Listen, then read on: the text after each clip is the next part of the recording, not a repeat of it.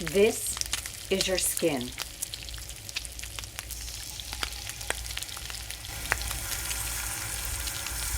This is your skin in the sun. Any questions?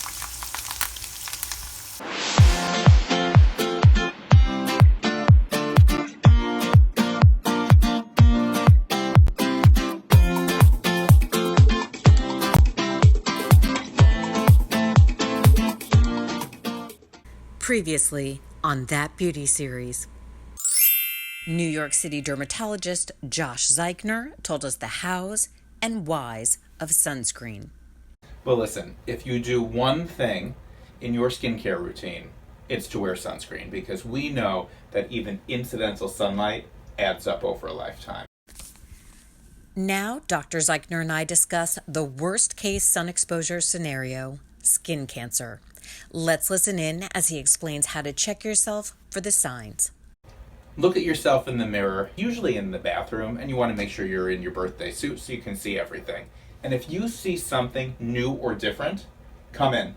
And it's my job as a dermatologist to take a look at it, and hopefully I say to you that's nothing. Mm-hmm. But for every 10 people that come in for nothing, if there's one person that we save because we've detected an early melanoma, then it's worth it. So you don't want to wait. Of course, you should get annual body checks where we look at you head to toe in your birthday suit. We'll be doing that next. Yeah.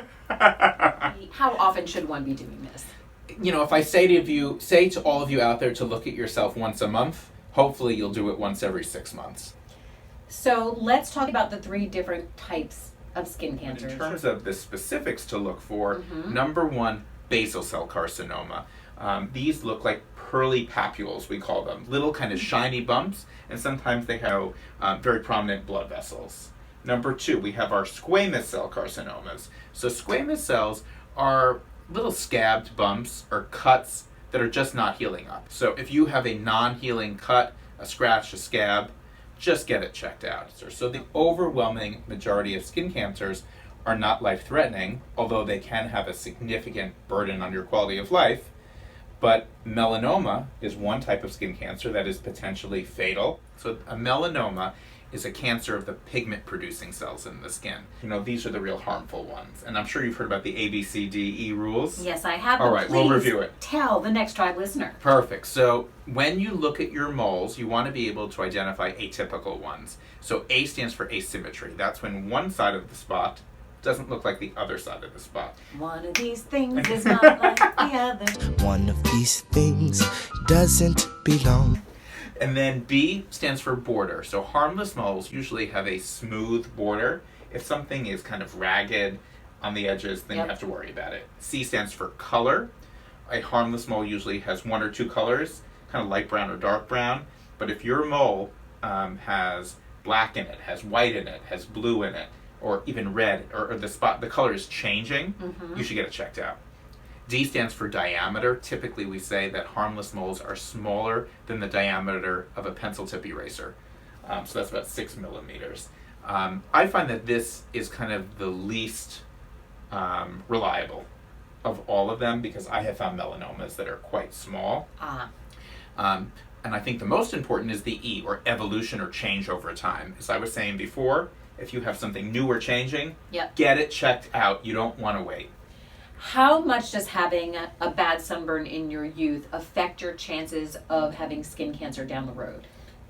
So I don't have the specific data on me, but I know that at least one blistering sunburn as a child, I think, doubles your risk of developing skin cancer later in life. Did I tell you that I have had a basal cell carcinoma? Where was it? Removed right here on my hairline.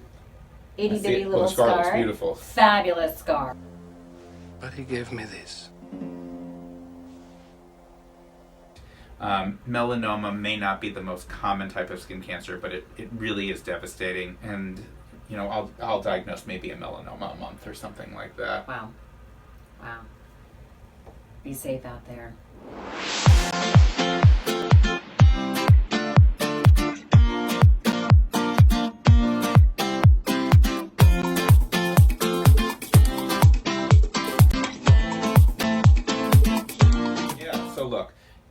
Look at yourself in the mirror. Get into your birthday seat. I look at myself in the mirror all the time. Shock.